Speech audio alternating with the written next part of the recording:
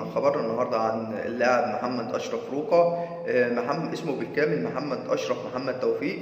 هو لاعب كرة قدم مصري الجنسية، وولد 20 مايو 1993 وعمره 29 عام.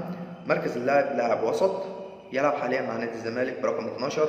أما عن المسيرة الاحترافية، سنة 2014 مع نادي بتروجيت، و2014 2017 مع نادي طلائع الجيش، و2017 مع نادي الزمالك، 2018 2019 مع نادي ام بي اعاره، و2019 مع نادي ام بي اعاره. واما عن المنتخبات الوطنيه التي لعب معها، منتخب مصر تحت سن 23 في سنه 2015، وايضا في منتخب مصر في سنه 2015. بشكركم أعزائي المشاهدين، وأتمنى دايما إنكم تتابعونا باستمرار وتشتركوا في قناتكم المفضلة كورة لوكر عشان يوصلكم منا كل جديد وحصري. والسلام عليكم ورحمة الله وبركاته.